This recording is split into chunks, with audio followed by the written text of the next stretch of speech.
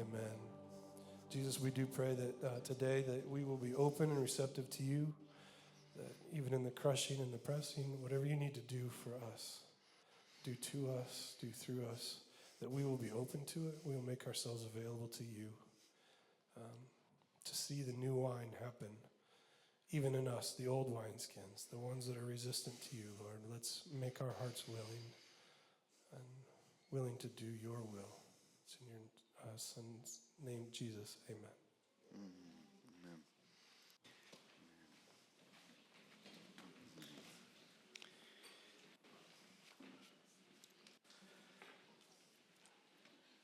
Well, today on the official Palm Sunday, as we remember and start to think about the final week and the events leading up to Jesus' death and resurrection, which we'll celebrate next week at Easter, I wanted to prepare your hearts this week really for the global glory that is the gospel of Jesus' life, death, and resurrection. When I think about, the phrase, and maybe you've heard this phrase before, sometimes we can't see the forest for the trees.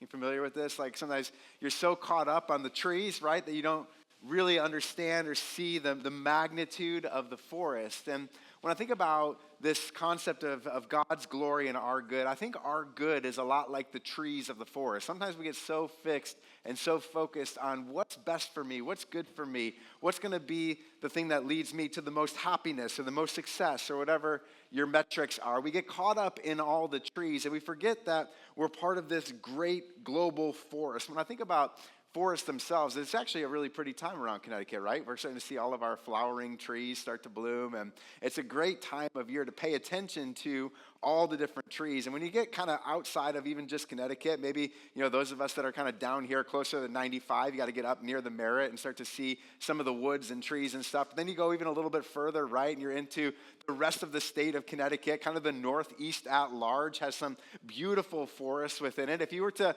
even go a little bit higher into like Canada and such, you would start to see what's known as like the Tigra. It's this, it's almost like a crown around the top part of our planet of coniferous forests. So almost the entire northern part of the planet, if we could go around all the land, you would see this almost like continuous needles, pine needles, evergreen trees across the crown. It sits on the top of our planet like a crown on top of the globe, this magnificent forest. If you were to go along the belt of our planet, you would see like the 5 major rainforests, right? Like some of the most diverse ecosystems on the planet, things like the Amazonian forest where there are living creatures and things in there that we don't even know exist yet. We're still discovering all the different elements of life within those forests. If you were to go around the southern part of the hemisphere, you would find that the forests facing the west develop differently than the inland forest or the beach forest, or out in Australia, you get the eucalyptus. There's a whole bunch of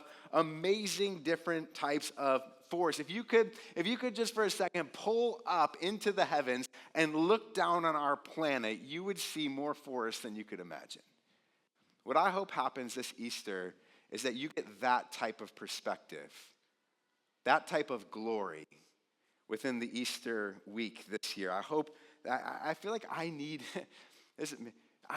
church to remind me to see the forest through the trees. Like that's what happens here each week when we gather, is we kind of pull into a heavenly perspective together. And we look at our lives, we think about the glory of God. And in seeking the glory of God, we find what's best for us. Have you ever followed or watched like a courtroom drama, like one of those courtroom shows? And you ever find yourself just kind of like getting whiplash between all the different stuff that's happening in one of these like courtroom dramas? Luke chapter 22 and chapter 23, where we're going to be today, is a little bit like one of those courtroom whiplash scenes. You're going to kind of bounce back and forth between a variety of court scenes. Maybe you're like, I don't even need courtroom drama shows, because the actual legal system that we live in is so dramatic. There are so many different things.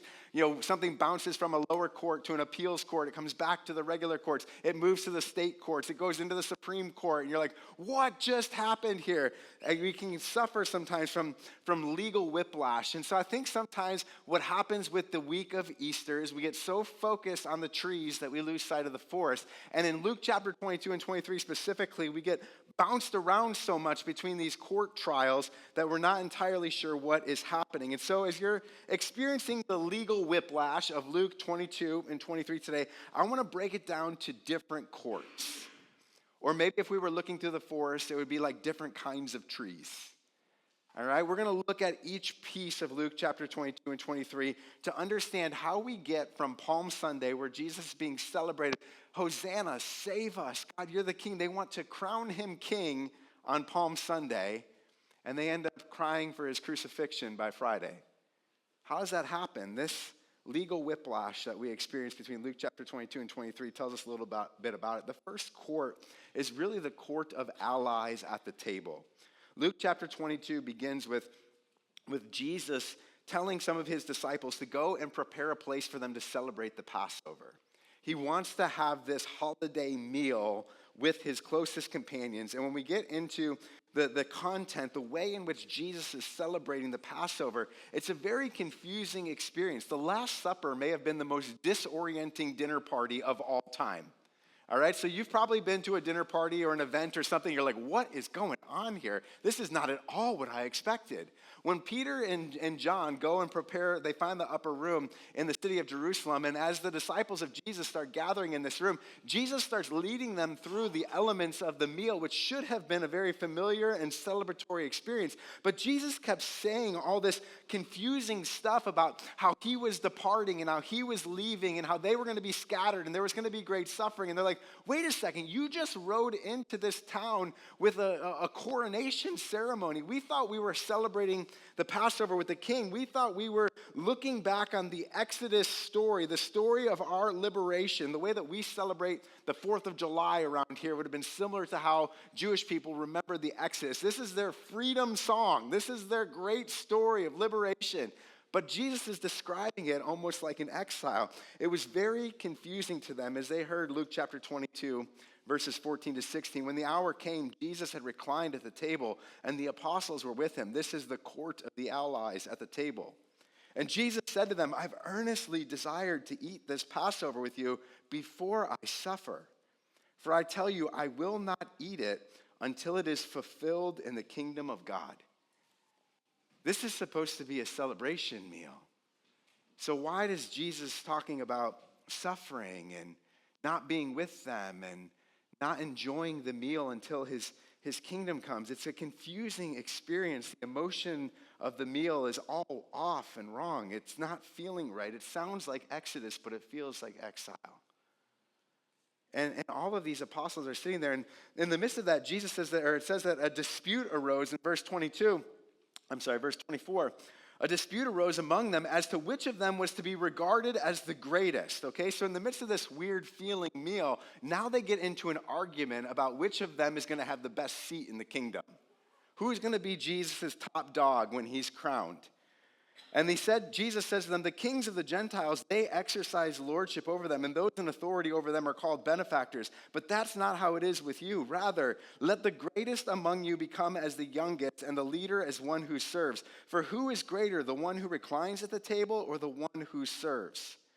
Is it not the one who reclines at the table? I am among you as the one who serves. In the midst of this strange experience, now Jesus is giving them this strange ethic, that greatness actually comes through service.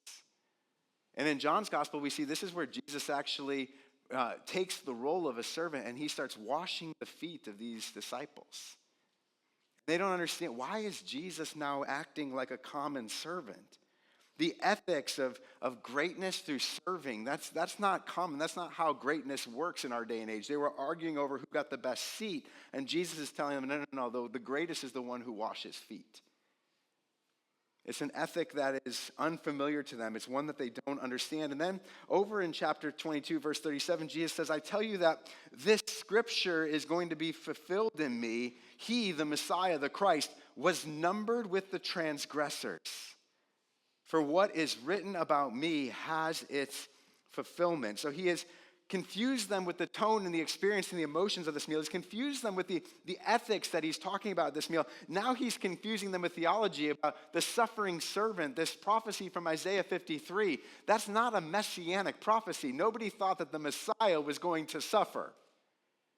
It wasn't how kings were supposed to be coronated. They weren't suffering, they were celebrated. And what happens in the midst of all this confusion is they migrate out of the upper room and they go into the Garden of Gethsemane. And in this garden, Jesus tells them to watch and pray. And in the midst of that time of prayer, they all fall asleep. And then this crowd comes in, led by one of their own, led by Judas. This crowd comes in to arrest Jesus. And Judas identifies Jesus with a kiss. And at that time, some of the apostles, some of those disciples, they take up swords and they try to battle against the crowd. And Jesus says, don't do that. That's not how my kingdom is going to come. It's not a kingdom that comes through violence. And he yields himself over to this crowd. And in the midst of that, every one of those disciples who had been with Jesus abandons him.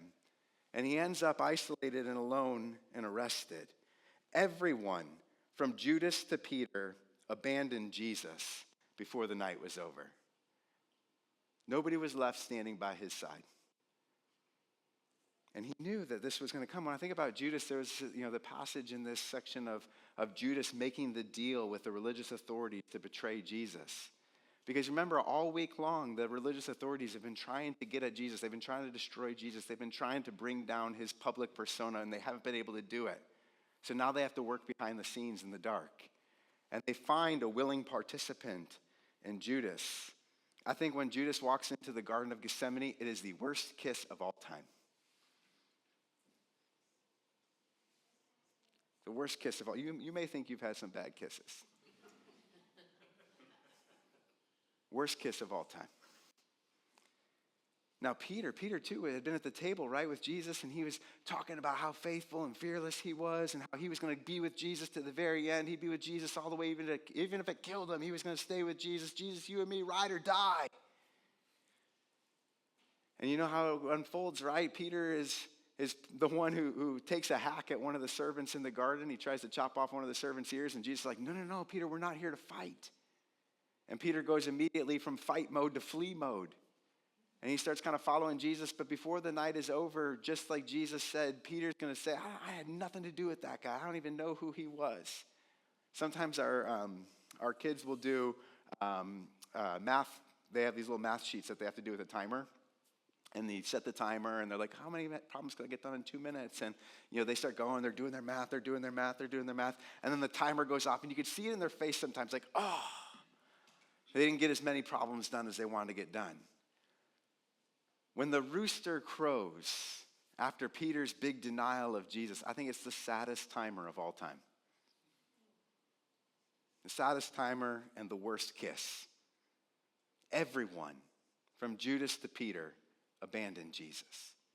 They had been told to pray, but instead they slept, they fought, and they fled. And here's why. I think all the confusion of this night, the court of allies at the table, all of them were thinking the same thing. There's no good for us in a dead king. There's nothing good. There's nothing that could be for our good if this king dies.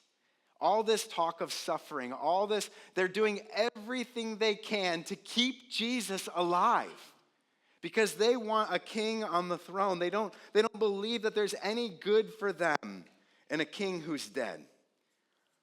And then the scene shifts. We go to our second court. We go to the court of the antagonists at the temple. There's this other trial then that takes place overnight. And in chapter 22, you get the sense right from the very outset, Luke wants you to know. In chapter 22, verse 1, he says that during the Feast of Unleavened Bread, which is called the Passover, the chief priests and the scribes were seeking how to put Jesus to death because they feared the people. And then at the end of chapter 22, in verse 71, they finally have this kind of mock trial in the midst of the night. And in it, Jesus acknowledges that he's the Son of God. And then they said in verse 71, what further testimony do we need? We've heard it ourselves from his own lips that he claims to be the Son of God. These antagonists from the temple in private had been seeking to destroy him this entire time. They had been conspiring to destroy him this entire time. Chapter 19 tells us about that. Chapter 20 tells us about that. Chapter 21 tells us. Luke does not want you to miss the fact that there were people who were seeking to destroy Jesus. This court of antagonists at the temple.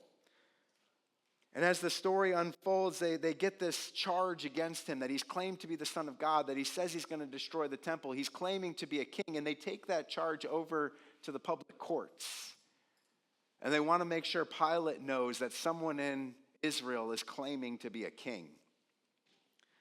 So what they privately had been seeking to do, they now move publicly, and they stir up a riot in a crowd. So they wanted him to be destroyed. So publicly, they riotously accuse him. In chapter 23, verses 1 and 2, it says that the whole company of them arose and they brought Jesus before Pilate. And they began to accuse him and say, we found this man misleading our nation, forbidding us to give tribute to Caesar, saying that he himself is Christ the King. Pilate asked him, "Are you the King of the Jews?" And Jesus answered him, "You have said so." And Pilate said to the chief priests and the crowds, "I find no guilt in this man." Verse 5, but they were urgent, saying, "He stirs up the people, teaching throughout all Judea from Galilee, even to this place. He's a man who's going to be a troublemaker for you, Pilate. You need to pay attention to what he's doing here." And they continued to accuse him and to stir up the crowd. And it all starts to look like what Jesus said back in chapter 22, verse 53 is making sense. He says, why is this happening to me? What's going on in the midst of me of this arrest? And he goes to look at the accusers. He looks at the antagonists. He looks at all of his enemies. He says, "This is your hour and the power of darkness." The power of darkness gets 1 hour to work the will of God. It's an interesting thought here, right? Why doesn't Jesus stop any of this? Why does he allow this trial to go on? Why does he allow this crowd to get stirred up? Why does he allow himself to be bounced from court to court? He said way back in the Garden of Gethsemane to Peter when Peter was trying to fight back the soldiers, he says, "Don't you know I could call forth a whole legion of angels?" I think that the glory of God is in full display through the resurrection. But I think it would have been pretty glorious if a legion of angels had come to Jesus' rescue on this night, don't you? I mean, why doesn't Jesus do any of the old miracle stuff? Why doesn't he do any Moses stuff at this time? Why doesn't he do any Elijah stuff at this time? Why doesn't he do any David stuff at this time? Why doesn't he use any of the other glorious means at his disposal? Why does he allow an hour to the powers of darkness? Because what the powers of darkness are doing are not outside of his will. He knows the path to greatest glory. And he knows the path to greatest glory goes through death and out the other side. We said it last week. He didn't come to battle Caesar or Rome or any worldly empire. He came to defeat sin, death, and Satan. And so he allows this hour. It's a bound time. This is the hour in which the powers of darkness get to work the will of God. So what is it that these people all believe? If the court of allies at the table believed that there was no good for them in a dead king, all the antagonists believe that there's no good for them in a new king. We don't need a new king. Things are going pretty well here with Caesar. We got good stuff set up. We don't really need any new king. New kings are disruptive. New kings mean new orders. New orders mean new ways. New ways mean new changes. I'm not up for new... Don't give me any new wine. We're just saying it, okay? Make new wine out of me. No new wine. All the old stuff. There's no good for us in a new king, is what the court of antagonists conclude. And so we've moved over into the court of public authority and opinion. That's what happens as we get around Pilate. And Pilate takes Jesus and he sends him over. Once he finds out that he's been doing this stuff in Galilee, he sends him over to Herod, who's kind of this like Jewish Roman authority figure, kind of straddles both sides. And when you straddle both sides, you don't really have authority in either. So Herod gets involved. And these guys, they have a curiosity that questions, is Jesus an ally or is Jesus a threat? Is Jesus an asset or is Jesus a liability? What should the public do with Jesus? What should the public do with Jesus? They're there asking, they're going, is there any good for me in this king? Is there any good for me in this king? Like, maybe we could use this guy to our advantage. Maybe it's good if there's a new order in the temple. Maybe it's good if he's going to, do some good things for poor people and it'll help the public, opinion or public welfare. Maybe there's some good for me in this king. But ultimately, you know how the story unfolds. They decide as the crowd continues to get in this frenzy, as this crowd continues to get on the verge of a riot, Pilate decides that controlling the crowd requires delivering over to them the one who didn't deserve to die. Again and again and again and again through these passages, you hear Pilate say, I find no guilt in this man. I'll punish him and release him. And time and time and time again, you hear the crowd say, that's not enough. That's not enough. Crucify him, kill him. He deserves to die. How is it that the crowd goes from Sunday, Palm Sunday, crying out, Hosanna, God save us, to this public trial to saying, no, kill him? How do you go from crown him to kill him within just a few days? How do you go from crown him to crucify him? When I think about it, it's so interesting because at this moment, think of it, Jesus is in a trial, but he has none of his allies are there to defend him. And he's not stopping it himself. He gives no defense. At the same time, you have this frenzy being built up, these enthusiastic accusers, these antagonists who are stirring up the crowd and kind of building. I think about that. I think oftentimes in our world, we get so caught up in all the noise and the loudest voices and who seems most assertive at any given moment.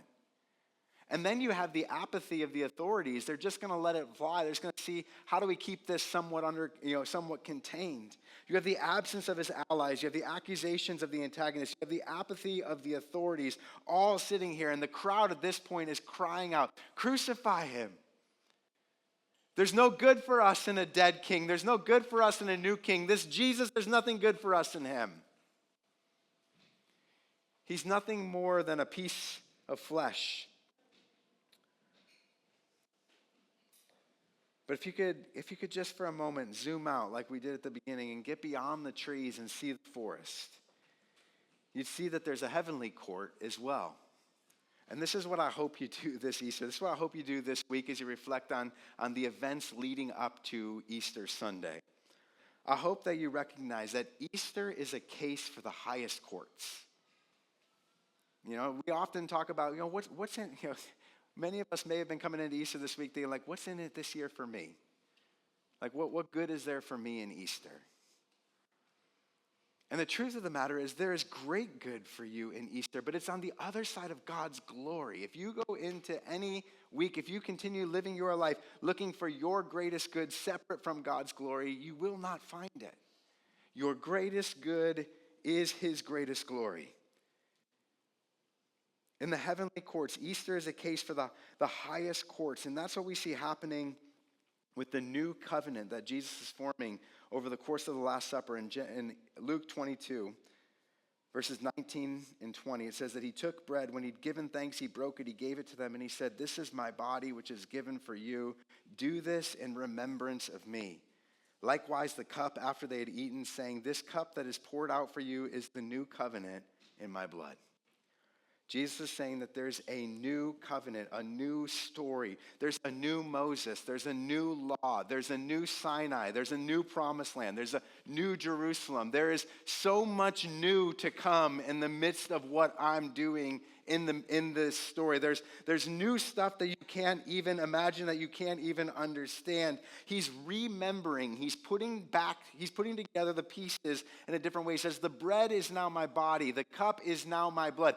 I am the new Passover lamb. And something in the heavenly courts is changing in the midst of this Easter, the midst of this Passover celebration. It's going to be called Easter. It's going to be something new. It's going to be something different because our King chose coronation through crucifixion. All right, this is the kind of stuff where I'm like, we could get together, guys. Let's just take a minute here. Doesn't it just feel nice to be together and like just kind of do church stuff? Like, isn't it kind of, oh man, like I like you guys. I hope you guys like me. Doesn't it just feel good to be a Christian? Like, yeah. Sometimes if we're not careful, we get caught up in the things that just feel good for us. And we don't really pay attention to what's most glorifying to God. And if our Christian faith is rooted in what's good for us, there may come days where it doesn't feel that good. There might come times when it's hard. There may come times in your Christian walk or in your church experience where it doesn't always look good, feel good, or sound good. And you're going to have to ask yourself, like, do I really believe that the King of the cosmos died on a cross? Do I truly believe that? Or is it just a nice group of people that I enjoy hanging out with on Sundays? Sings pretty songs, treats me pretty well. When Jesus says in verse 37 that this Isaiah prophecy is being fulfilled, he's saying that he is being poured out for the transgressions of people, that he was numbered with the transgressors. Okay, like you've been around enough churches, you've been around enough Christians, you've seen enough crosses that you probably recognize it now more as jewelry or as like church decor than you do as like a government instrument of death.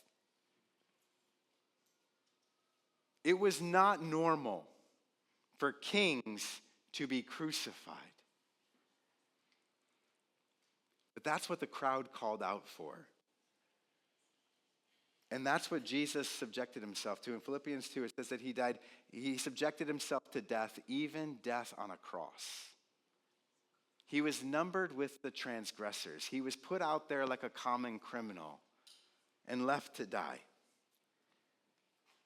And what Christians believe is that in the midst of that death, he's being crowned.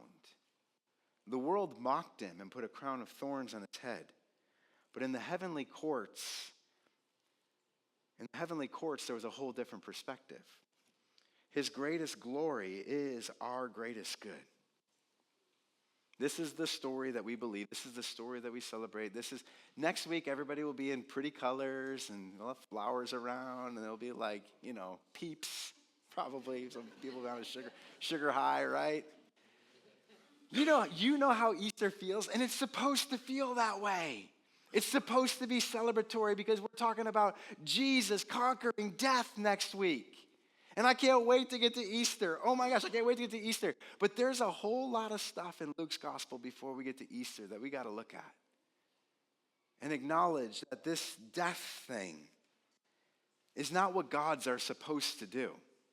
Gods don't get crowned through crucifixion, except our God. And somehow, through his crown of thorns, you and I can be reborn. In the heavenly courts, something changes from Passover to Easter in the midst of this story. In the midst of the heavenly courts, when they put a crown on his head, his crucifixion is his coronation. And through his crown of thorns, you and I, we can have a new life. All this new covenant stuff is a promise. You and I can be made new. We can begin anew. We can start again. From the heavenly courts, looking down on this planet, I think, man, they probably have a great view of the forest from up there. It probably is amazing, right? And I love there's a theologian who talked about this one time with the book of Genesis. We often think about the Garden of Eden in Genesis as this beautiful dwelling place, right? God had created this space to dwell with humanity. And you think about the garden itself and how beautiful Eden must have been. How sweet it would have been to walk with God in this place that he had crafted and created, this place that was untouched and unmarked by sin. And when you think about how God intended for the story to unfold, it was meant that these people that were dwelling with him in Eden, they were supposed to multiply and fill the earth. They were supposed to go beyond this garden and dwell within the entire planet and be with God in the midst of this planet. It's almost like the entirety of earth was meant to be Eden. And if you and I, if we could see the planet from the heavenly courts, we'd recognize now that there are people who live and walk with God in the midst of the entire planet. It's a great global forest that's about to celebrate Easter next week.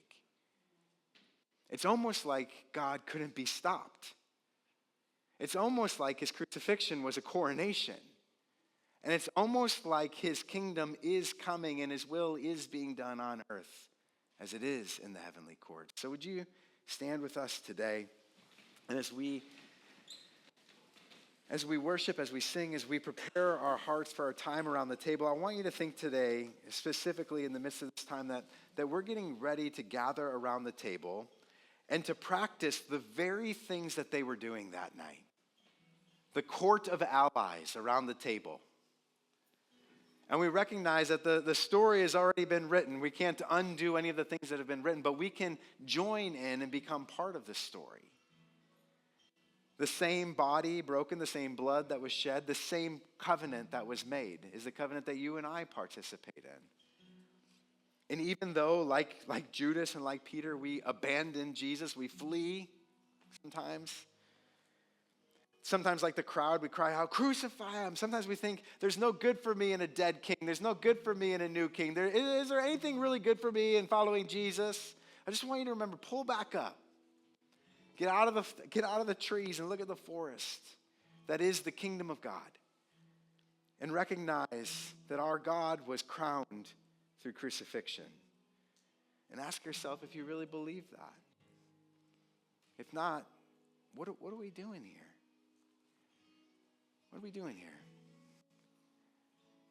But if so, then what we do here connects us to something so much bigger and so much more glorious than we could possibly ever imagine.